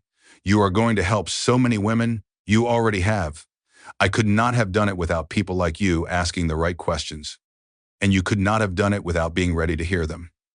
That is the hardest part, being ready. Dr. Hartwell stood. Congratulations on your daughter, on your freedom, on your life. You earned all of it. She left. Claire sat in the dark, Rebecca breathing softly in the bassinet, and Claire made promises. Silent but solid. I will teach you your worth. I will teach you what love actually looks like. I will teach you to recognize danger. I will teach you to be strong, but also to ask for help. I will teach you that crawling towards safety is braver than standing in danger. I will teach you that you do not owe anyone your silence. I will teach you that the people who love you want you to be big, not small. I will teach you everything I learned the hard way. The baby stirred. Claire picked her up and held her close. This weight, this responsibility, this incredible gift. Your name is Rebecca Hope, Claire whispered. Rebecca, for a woman who did not survive. Hope for the future we are both going to live. You are named for courage and possibility. Never forget that. Rebecca Hope made a small sound and settled against Claire's chest. Went back to sleep. Claire held her daughter and watched the city lights through the window. Somewhere out there, 800 women were sleeping safely tonight because of Rebecca's fund. 800 women who had escaped, who had found resources, who had built new lives. That number would grow. The fund was expanding. Regional offices opening, more staff being hired, more women being saved. And it all started here, in a hospital room, with a woman who crawled when she could not walk, who fought when she could not stand, who survived when she was supposed to die. Claire Mitchell had lost everything and gained everything, and taught her daughter that sometimes losing everything is how you find out what actually matters. She slept that night with Rebecca in her arms, both of them safe, both of them free, both of them alive, and that was enough. More than enough. Everything.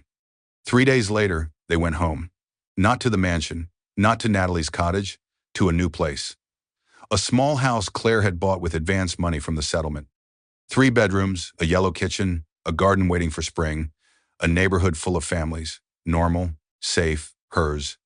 The nursery was ready. Natalie and Brooke had painted it soft green. Neutral, peaceful, a crib from Patricia, a rocking chair from Linda Shaw, a changing table from Jennifer. Every piece had meaning, every piece had love. Claire put Rebecca in the crib and watched her sleep, still not quite believing this was real. This perfect human, this new beginning, this proof that terrible things can lead to beautiful things if you survive them. Her phone buzzed. A text from the forensic accountant, Milton Harper. Settlement finalized. Wire transfer processing. Should hit your account by end of week. Congratulations. $28 million after legal fees, after taxes, after everything. More money than Claire had ever imagined having. More money than she would need in 3 lifetimes. But it was never about the money. Never had been. It was about justice, about pattern recognition, about making sure Grant Mitchell never hurt anyone again. The trial was set for April, 2 months away. But Grant's lawyers were already negotiating a plea. They had seen the evidence, the emails, the insurance cancellation, the security footage. Rebecca Shaw's case reopened with new forensic evidence. The pattern was undeniable. 25 years in prison minimum. That was the offer. Take it or risk 50 years at trial. Claire hoped he would refuse. Hoped he would go to trial. Hoped everyone would see exactly what he was. But she would be satisfied either way. Prison was prison. Whether he went for 25 years or 50, he would be old when he got out. Too old to hurt anyone else, if he got out at all. February turned to March. Rebecca grew. Started smiling, started focusing her eyes, started recognizing Claire's voice. The bond between them strengthened. Mother and daughter, survivors together. Claire worked from home, running Rebecca's fund remotely. Zoom calls, email chains, strategic planning. They had helped 900 women now. The goal was 1,000 by summer. Applications poured in. Women from every state, every background, every situation. All of them carrying the same story. Different details, same pattern. Men who took and took and took until there was nothing left. Until the women disappeared into shadows. Rebecca's fund brought them back into the light, gave them resources, options, safety nets. The thing Claire had almost not gotten. The thing that saved her life. Natalie visited every day. Brought coffee, brought paperwork, brought news about the case. Grant's mother tried to visit him yesterday. He refused to see her. Told the guards to put her on the no-visit list. Is she still defending him? No, that is the thing. She wanted to apologize, tell him to take the plea, beg him to at least show remorse. He will not. Cannot admit he did anything wrong. Classic narcissist. How is Jennifer doing? Amazing. New job, better pay, better boss. Her daughter is thriving. She is thinking about writing a book, about recognizing red flags, about choosing courage. She should. People need to hear her story. March turned to April. The trial date approached. Grant took the plea. 25 years. Involuntary manslaughter in Rebecca Shaw's death. Attempted murder in Claire's case. Insurance fraud, tax evasion, financial fraud, domestic violence. The charges stacked up like cordwood. The sentencing hearing was April 15th. Claire went, brought Rebecca, 3 months old now, alert and curious, looking around the courtroom with wide eyes. Grant was brought in wearing an Orange County jail jumpsuit, shackled, hair messy, face pale. He had lost weight, lost power, lost everything. He did not look at Claire, did not look at Rebecca. Kept his eyes down, ashamed or tactical, hard to tell. The judge read the charges, read the plea agreement, asked Grant if he understood. Yes, Your Honor. His voice was small, defeated. Do you have anything to say before I impose sentence? Grant's lawyer whispered to him, probably telling him to show remorse, express regret, beg for mercy. Grant stood and looked at the judge. I made mistakes. I accept responsibility. That was it. No apology, no acknowledgement of who he had hurt, just vague corporate language. Mistakes like forgetting to copy someone on an email. Not like trying to murder 2 women. The judge was not impressed. Mr. Mitchell, I have read everything. The evidence, the testimony, the pattern. You did not make mistakes. You made choices. Deliberate, calculated, evil choices. You chose to control, to deceive, to attempt murder. Those are not mistakes. Those are crimes. She sentenced him to 25 years in state prison, no parole eligibility for 20 years. He would be 64 when he got out. If he lived that long, they took him away. Still not looking at Claire, still not acknowledging what he had done, still believing somehow that he was the victim. Claire walked out of the courthouse with Rebecca in her arms, Natalie beside her, Brooke and Patricia following, Linda and Thomas Shaw waiting outside, Jennifer Price with her daughter Emma, Teresa Morrison, Dr. Hartwell, Marcus Webb, everyone who had helped, everyone who had fought, everyone who had built the net. It is over, Linda Shaw said, crying. He cannot hurt anyone else. Rebecca got justice. You got justice. We all got justice, Claire said, because we stood together, because we refused to stay silent, because we built something bigger than him. They went to lunch. A hole-in-the-wall Italian place, red checkered tablecloths, cheap wine, good food. Everyone talking, laughing, celebrating. Not because Grant went to prison, because the women had survived. Because they had built a community. Because love and truth had won over manipulation and lies. Rebecca Hope slept through lunch. Full belly, safe environment, surrounded by people who had fought for her before she was born. This baby would grow up knowing she was wanted, protected, loved. That evening, Claire sat in the rocking chair nursing Rebecca, watching the sunset through the nursery window, pink and orange streaking across the sky. A new day ending. Another new day coming tomorrow. Her phone rang, an unknown number. She almost did not answer, but something made her. Hello, Mrs. Mitchell. My name is Sarah. I heard you speak last month about financial abuse, about escaping. I think I need help. I think my husband is trying to kill me. Claire shifted Rebecca to one arm and grabbed her notebook with the other. Tell me everything. Start from the beginning. And know that whatever you are feeling right now, you are not crazy. You are not overreacting. And you are not alone. Sarah talked for an hour. Same story, different details. Controlling husband, money disappearing, friends pushed away, medical emergencies ignored, car breaking down suspiciously. The pattern was there, clear as day to someone who had lived it. Can you help me? Sarah's voice shook. Can you get me out? Yes, we can absolutely get you out. Here is what we are going to do. Claire walked Sarah through the steps. Emergency go bag, safe house, legal assistance, financial planning, police report, restraining order. Every resource Rebecca's fund had built. By the end of the call, Sarah was crying. Relief, hope, the feeling that someone believed her, the feeling that escape was possible. Thank you, Sarah said. Thank you for surviving, for telling your story, for building this. You saved my life. You are saving your own life, Claire said. I am just holding the door open, and I will be here every step of the way. You are not alone anymore. After the call ended, Claire sat in the dark, Rebecca asleep in her arms. Outside, the world kept turning. Inside, another woman was escaping. Another net was catching someone falling. Another life was being saved. This was her purpose now. Not being Grant Mitchell's wife, not living in a mansion, not attending charity galas in designer gowns. But this, helping women escape, building networks of support, creating paths to freedom. She had crawled 3 miles, bleeding and pregnant, and that crawl had led her here. To this moment, this mission, this life. Claire looked down at her daughter. You are going to grow up knowing women are strong, that we save each other, that asking for help is courage, not weakness, that crawling towards safety beats standing in danger every single time. Rebecca made a small sound and settled deeper into sleep. This baby who had survived everything, who had fought from conception to birth, who had come into the world screaming and alive and absolutely perfect. She was named for a woman who did not make it out, and she would grow up honoring that name by living fully, freely, fearlessly.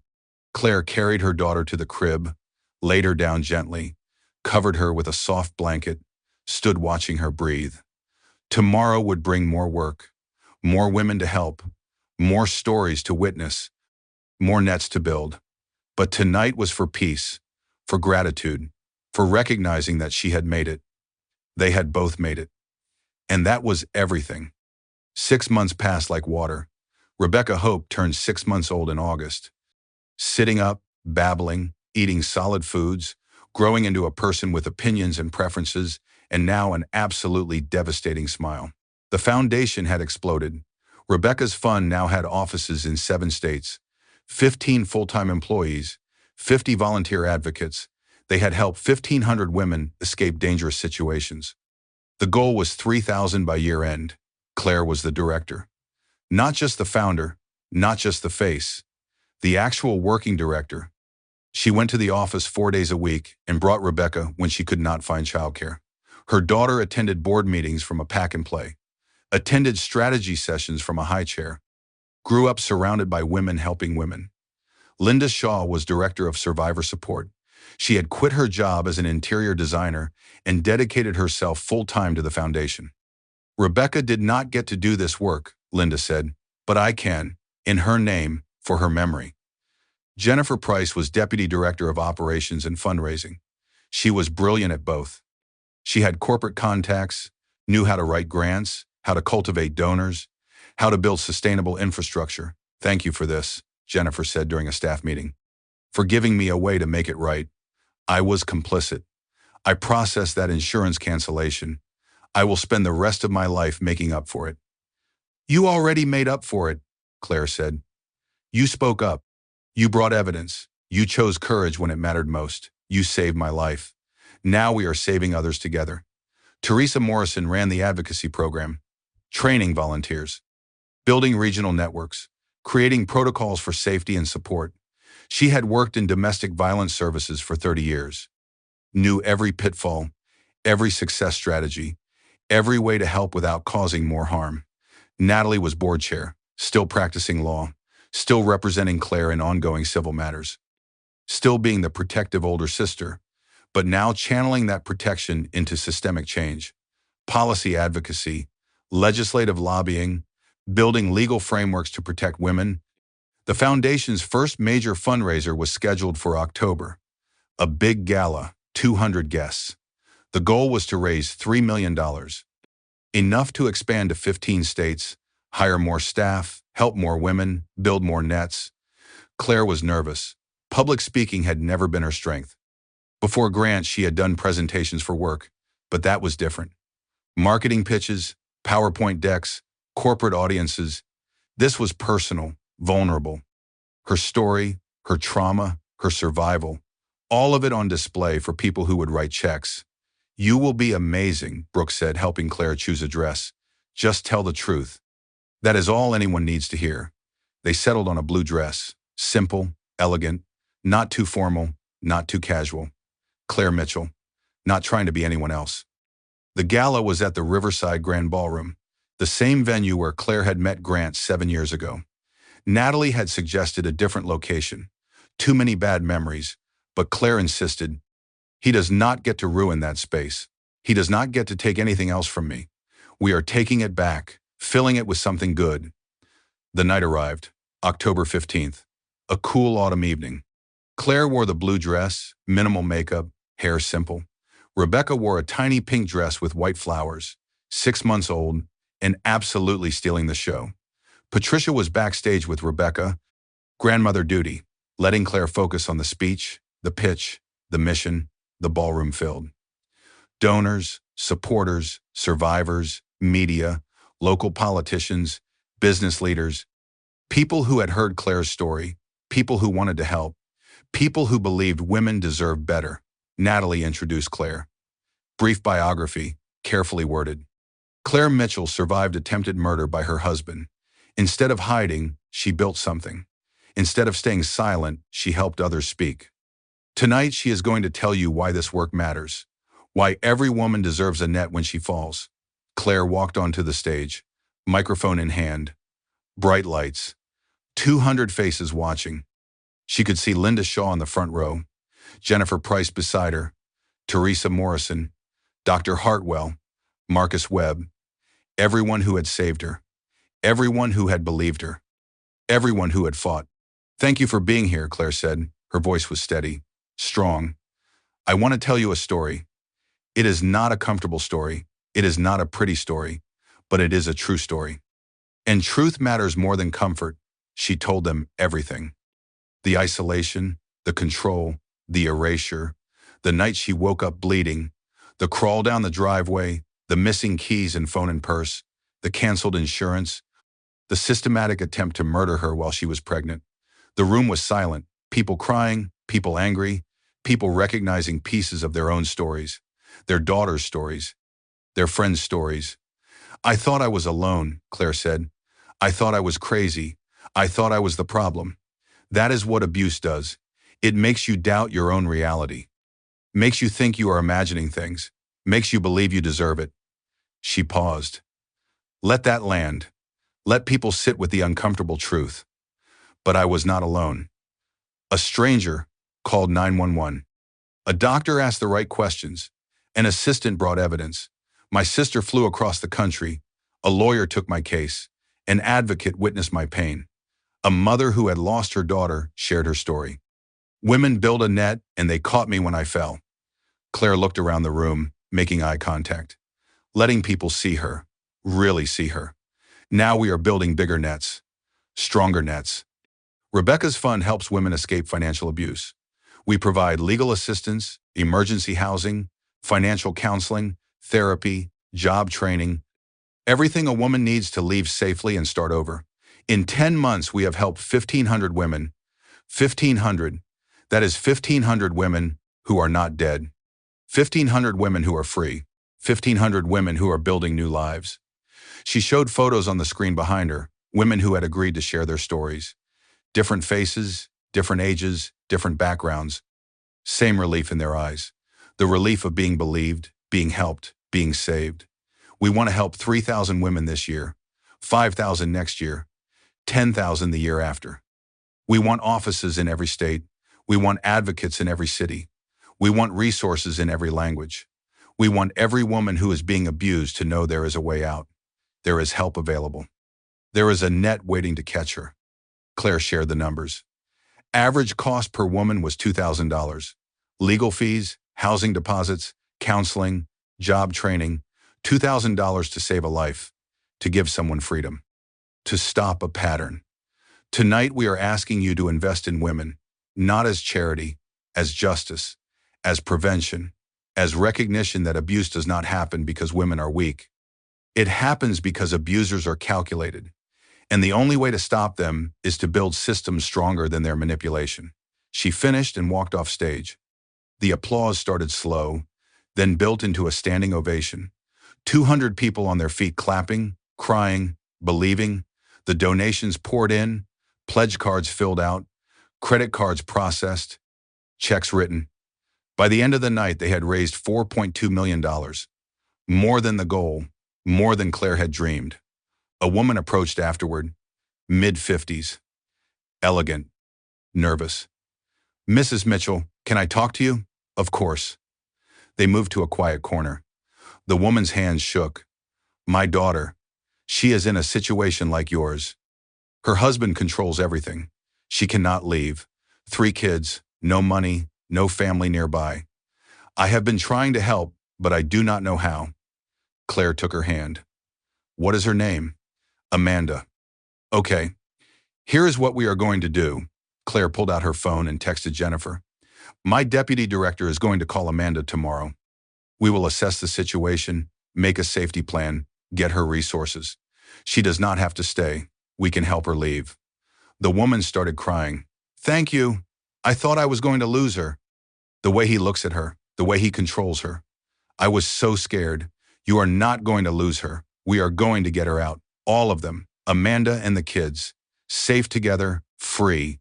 More women approached. All night, different versions of the same story. Daughters, sisters, friends, themselves. All of them trapped or escaping or trying to help someone trapped. All of them needing resources, needing community, needing proof that escape was possible. Claire talked to all of them, gave out cards, made promises, connected people to advocates. This was the work, not speeches, not galas, but this. One woman at a time, one family at a time, building nets, catching people, refusing to let anyone fall alone. The night ended at midnight. Claire was exhausted and drained, but it was a good kind of exhausted, the kind that comes from doing something that matters. Patricia brought Rebecca out. The baby was awake, bright-eyed and alert, looking around at everyone. "She was so good," Patricia said. "Played with toys, ate her dinner, charmed everyone backstage."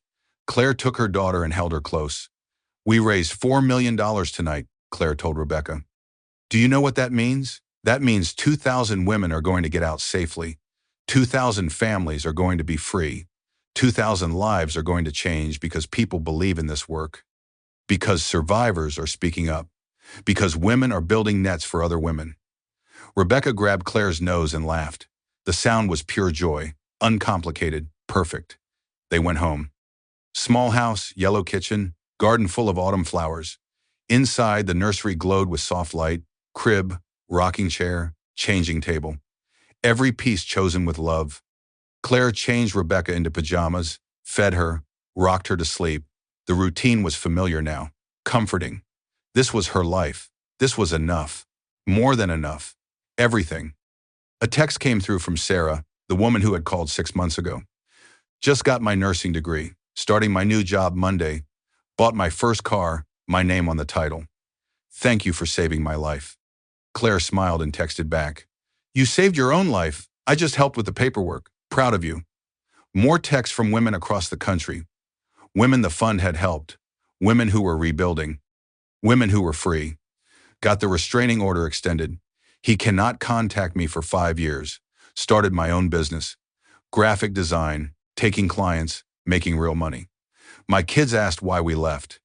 I told them the truth. They said they were glad we are safe. Best conversation of my life. Met someone new. A good man, a real man. Someone who respects me, did not think I would ever trust again. But I do. Each message was proof. Evidence that the work mattered, that survival was possible, that women could escape and rebuild and thrive. Claire put Rebecca in the crib, covered her with a blanket, stood watching her breathe. This perfect human, this living proof that terrible things can lead to beautiful things if you survive them. Her phone rang, a late-night call. She almost did not answer, but the number looked familiar. "Hello, Claire. It is Linda Shaw. I hope it is not too late to call." "Not at all." "Is everything okay?" "More than okay." Linda's voice was thick with emotion. "Thomas and I just wanted to tell you. Tonight, the gala, seeing Rebecca's name everywhere, seeing all those women getting help, knowing our daughter's memory is doing this. It is everything. It is more than we could have hoped for." Claire sat down. "She deserves to be remembered, not as a victim, as a reason, as a catalyst. As proof that one woman's tragedy can become thousands of women's freedom. That is exactly it. That is exactly what we needed to hear." Linda paused. "Can I tell you something? Anything. Before Rebecca died, she told me she wanted to do something that mattered, something that helped people. She was always so concerned about others, so generous, so kind. I think she would have loved this work. I think she would have loved you." Claire's eyes filled with tears. "I would have loved her too. I wish I could have known her. Wish I could thank her for leading me to the truth. Wish she were here to see this. She is here. Every time a woman escapes, every time someone gets help, every time you tell your story, she is there, working through you, working through all of us." They talked for another hour about Rebecca Shaw, about the foundation, about the future, about how pain can become purpose if you are brave enough to transform it. After the call ended, Claire sat in the dark. The house quiet, the baby sleeping, the world at peace. She thought about Grant, sitting in prison 18 months into a 25-year sentence. 18 years until parole eligibility. He would be in his 60s by then. Old, broken, forgotten. She rarely thought about him anymore. He had become irrelevant. Just another man who tried and failed to destroy something stronger than he understood. The anger had faded, not forgiveness, just indifference. He did not matter, never really had. He was just an obstacle, a test, a gauntlet she had to run. And she had run it, crawled it, survived it, won. Claire checked her email, a message from the foundation's grant writer. "Just heard back from the federal government. We got the grant. $2 million over 3 years for national expansion. We are going nationwide." She read it 3 times. Let it sink in. $2 million in federal funding, national expansion. The work was growing, the net was spreading, more women would be saved. Another email from a woman named Maria. "I saw your speech online. My husband did the same things to me. Took my keys, canceled my insurance, isolated me from family. I thought I was alone, thought I was crazy, but you showed me I am not. Can you help me get out? Please, I have 2 daughters. I cannot let them grow up thinking this is normal." Claire responded immediately. "Yes, we can help you. Here is my direct number. Call tomorrow. We will make a safety plan, get you resources. You and your daughters will be safe, I promise." The work never stopped. The calls never stopped. The women never stopped needing help, and Claire never stopped showing up. This was her life now. Not perfect, not glamorous, but real, purposeful, meaningful.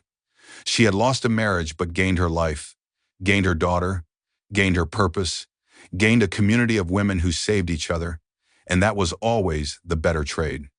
1 year later, Rebecca Hope turned 18 months old, walking, running, talking in full sentences, a tiny human with big opinions and an even bigger smile. The foundation had grown beyond Claire's wildest dreams. Offices in 15 states, 75 employees, 200 volunteer advocates. They had helped 5,000 women in 2 years, 5,000 families free, 5,000 lives changed. Claire had been featured in major media, a Time magazine cover story, an NPR interview, a TED Talk, a book deal in negotiation. Her story was everywhere. And every time she told it, more women came forward. The work expanded, not just domestic violence, legislative advocacy, Policy change, cultural shift. They partnered with universities, with corporations, with government agencies, building systemic solutions to systemic problems. Claire hired a CEO, someone with nonprofit experience who could handle operations, while Claire focused on advocacy and storytelling. She did not need to do everything, just needed to do her part, and her part was speaking, witnessing, helping, being proof that survival was possible, that freedom was attainable, that women could escape and rebuild and thrive. Linda Shaw retired from interior design completely and worked full-time at the foundation. She built a scholarship program in Rebecca's name for women going back to school after leaving abuse, for women rebuilding careers, for women starting over. Jennifer Price published her book, The Assistant's Dilemma, Recognizing Complicity and Choosing Courage. It became a bestseller. Required reading in business schools. It sparked a national conversation about corporate responsibility for employee well-being. Grant Mitchell became a footnote, a cautionary tale, a reminder that charming men can be monsters, that wealth does not equal goodness, that pattern recognition saves lives. He sent one letter. 18 months into his sentence, Claire almost did not open it, but curiosity won. The letter was brief, typed, impersonal. Claire, I have had time to think, to reflect, to understand what I did. I was wrong. I was cruel. I was a monster. You deserve better. Rebecca deserved better. I am sorry for everything. I understand if you never forgive me. I do not forgive myself. Grant, Claire read it once, felt nothing, not satisfaction, not anger, just emptiness. The words meant nothing. Too late, too hollow, too self-focused. Even his apology was about him. She threw it away, did not respond, did not acknowledge. He did not deserve her energy, did not deserve her thoughts, did not deserve anything.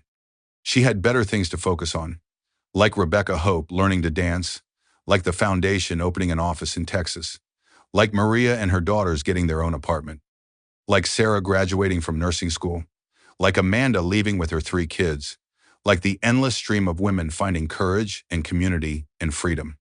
Claire's life was full, rich, meaningful. She dated occasionally, nothing serious. Did not need serious. She needed peace, safety, proof that not all men were Grant. And there were good men. Marcus Webb became a friend, nothing romantic, just someone who had witnessed the truth and chosen to help. He donated generously to the foundation, introduced them to other donors, used his influence for good. Dr. Brooks retired and came to the foundation's 2nd annual gala, gave a speech about missing the signs, about how healthcare providers needed better training, about how he would spend his retirement advocating for abuse screening in medical settings. Dr. Hartwell became the foundation's medical advisor, trained staff on recognizing abuse, built protocols for hospital partnerships, turned her emergency room into a safe space for women seeking help. The network grew, the community expanded, the work continued, and through it all, Rebecca Hope grew, learned, and discovered the world. She was surrounded by strong women, by women who had survived, by women who helped each other, by women who refused to let anyone fall alone. This was the inheritance Claire gave her daughter. Not money, not status, not security, but community, purpose, proof that women are strong together, that asking for help is courage, that surviving is just the first step, thriving is the goal. On Rebecca Hope's 2nd birthday, Claire threw a party. The backyard was full of children, adults watching, everyone safe, everyone happy, everyone free. Linda Shaw brought a cake, pink frosting, 2 candles. Rebecca blew them out with help and laughed at the smoke. She asked for more. She is so much like our Rebecca, Linda said, happy tears streaming down her face. Joyful, curious, full of life. Thank you for naming her this, for honoring our daughter this way. Rebecca Shaw saved my life, Claire said. Her death showed me the pattern, showed me the truth, showed me what would happen if I stayed. She is the reason we are both alive. Naming my daughter after her was the least I could do. Thomas Shaw joined them. You have done more than name her. You have honored her memory with action, with purpose, with helping others. That is all we ever wanted. For something good to come from something terrible, the party continued. Children playing, adults talking, community thriving. This was the life Claire had built. Not alone, never alone, but together, with women who caught each other, who believed each other, who saved each other. As the sun set, Claire held her daughter and watched the sky turn pink and orange and purple. Nature's daily reminder that endings can be beautiful, that darkness gives way to light, that every ending is also a beginning. You are named for courage and hope, Claire told Rebecca. Never forget that. You are named for a woman who did not make it out and for the possibility that we did. You are named for the past and the future, for grief and triumph, for truth and freedom. Rebecca Hope did not understand the words, but she would someday. When she was old enough, when she asked about her name, when she wanted to know her story, and Claire would tell her everything, the truth, the whole truth, not to scare her, but to teach her, to arm her, to show her that survival is possible, that freedom is attainable, that women who work together can move mountains. The party ended, guests left. Claire cleaned up with help from Natalie and Brooke and Patricia, the women who had been there from the beginning, the women who had never left. You did good, Claire, Natalie said. Really good. Look at what you built. Claire looked around at her house, her daughter, her life. All of it earned through surviving, through fighting, through refusing to die quietly. We did good, Claire corrected. None of this happens without all of us. Without everyone who helped, everyone who believed, everyone who built the net. That night, after Rebecca was asleep, Claire sat in the garden. A cool autumn evening, stars bright overhead. The world at peace. She thought about the woman she used to be. The marketing director who believed love looked like attention and grand gestures, who thought security meant giving up autonomy, who made herself smaller to fit into someone else's vision. That woman was gone, not erased, transformed. She had crawled through fire and come out forged into something stronger. Claire Mitchell was a survivor, a mother, a director, an advocate, a voice for women who could not yet speak, a net for women who were falling, a light for women still trapped in darkness. She had lost everything and gained everything, and learned that sometimes losing everything is how you discover what actually matters. What mattered was this: Rebecca Hope sleeping soundly. 5,000 women free, a foundation growing, a community thriving, a future full of possibility. What mattered was proof that terrible things do not have to define you, that survival is just the beginning, that transformation is possible, that women, together, can change the world. Claire stood, went inside, checked on her daughter one more time. Rebecca sleeping peacefully, chest rising and falling. Alive, safe, loved. We made it, Claire whispered. We actually made it. And now we are going to spend the rest of our lives making sure other women make it too. She climbed into bed, in her house, living her life, free. And that was enough. More than enough. Everything. The crawl down the driveway had been the hardest thing she had ever done, but it led her here. To this moment. This peace. This purpose. She would choose it again every time. Because some paths require crawling, some journeys require suffering, some transformations require breaking completely before you can rebuild into something stronger. Claire Mitchell broke and rebuilt and became exactly who she was always meant to be. A survivor, a fighter, a light in the darkness. Proof that freedom is possible, that hope is real, that women who refuse to give up can change everything. She fell asleep smiling, grateful, whole, free. And somewhere in the darkness, other women were crawling toward safety, toward freedom, toward the nets that Claire and Linda and Jennifer and Teresa and Natalie and Dr. Hartwell and every survivor had built. The work would continue forever, because abuse does not stop, but neither does resistance, neither does resilience. Neither does the determination of women who refuse to let anyone die alone. This was Claire's legacy. Not money, not fame, but action, community. Proof that one woman's survival can become thousands of women's freedom. She crawled 3 miles and built a bridge for others to walk across. And that bridge would stand long after she was gone. Supporting, protecting, saving, that was enough, more than enough. Everything. If Claire's story resonated with you, if you recognize something in her journey, or if you know someone who might need to hear this, I have a small request. Hit that like button, not for me. For the algorithm that might show this story to someone who needs it right now. Someone sitting in their own mansion or studio apartment wondering if they are crazy, wondering if this is normal, wondering if escape is even possible. Your like might save a life. Leave a comment. Tell me what moment hit you hardest. Share your own story if you are comfortable. This community is built on women witnessing each other, on saying, I see you, I believe you. You are not alone. Every comment creates that space. Share this video with someone you trust. Maybe your sister, your best friend, your daughter, maybe someone you are worried about. Sometimes people cannot hear the truth from those closest to them, but they can hear it from a stranger's story. Your share might be the permission someone needs to save themselves. And if you want more stories like this, stories about women who refused to stay broken, who crawled when they could not walk, who built something beautiful from something terrible, subscribe to this channel and turn on notifications. Because every week I am bringing you real stories of survival, resistance, and transformation. Remember what Claire learned. You are not crazy. You are not overreacting. You deserve better. And there is always a way out, always. Thank you for listening. Thank you for being here. Thank you for being part of the net that catches women when they fall.